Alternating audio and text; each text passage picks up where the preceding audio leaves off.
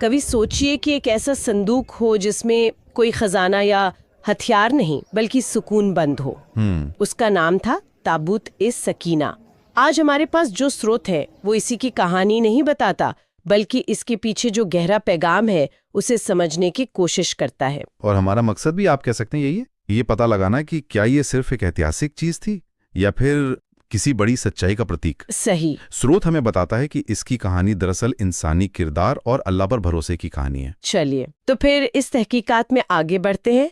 शुरुआत यहाँ से करते हैं कि आखिर ये था क्या। जी। स्रोत के मुताबिक ताबूत ए सकीना बनी इसराइल के पास एक लकड़ी का संदूक था। बिल्कुल, और कुरान में भी इसका जिक्र है कि उस संदूक में सकीना थी। सकीना यानी अल्लाह की तरफ से एक खास सुकून, एक तसल्ली, और साथ में उसमें हजरत मूसा और हजरत हारून के खानदान की कुछ निशानियां भी रखी हुई थीं।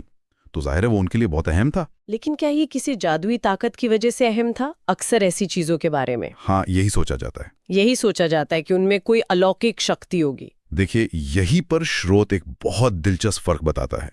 वो कहता है कि इसकी ताकत खुद उस संदूक में नहीं थी। अच्छा। बल्कि उसका उन लोगों के पास होना, ये अपने आप में एक निशानी थी, एक तरह का सर्टिफिकेट था कि अल्लाह की मदद और रहमत उनके साथ है। मतलब ये उनके अच्छे किरदार की वजह से था, उनके भरोसे की वजह से। बिल्कुल, जब तक वो सही रास्ते पर थे, अल्लाह पर यकीन रखते थे, वो निशानी उनके पास रही। लेकिन फिर कहानी में एक मोड़ आता है। स्रोत में लिखा है कि ताबूत उनसे छिन गया था। ऐसा क्यों हुआ? और यही इस कहानी का सबसे बड़ा सबक है। जब उस कौम के लोगों ने इंसाफ का रास्ता छोड़ दिया, वो जालिम हो गए, घमंडी हो गए, तो अल्लाह ने वो निशानी उनसे वापस ले ली। हाँ, ये इस बात का ऐलान था कि जब किरदार बदल जाता है तो हालात भी बदल जाते हैं।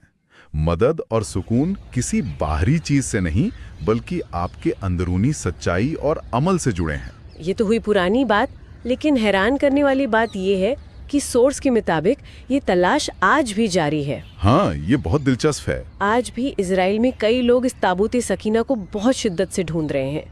इसके पीछे क्या सोच है? इसके पीछे वही पुरानी धारणा है, एक उम्मीद कि अगर वो संदूक मिल गया तो उनकी खोई हुई ताकत वापस आ जाएगी। हाँ, और दुनिया पर उनका दबदबा भी। वो इसे आज भी एक शक्ति के स्रोत की तरह देखते हैं। लेकिन ये सोच तो उसी पुरानी गलती को दोहराने जैसा है। बिल्कुल। मतलब फिर से अपनी कमियों को देखने की बजाय एक बाहरी चीज में ताकत ढूंढना। आपने बिल्कुल सही नब्ज पकड़ी है। हमारा सोर्स इसी धारणा को चैलेंज करता है।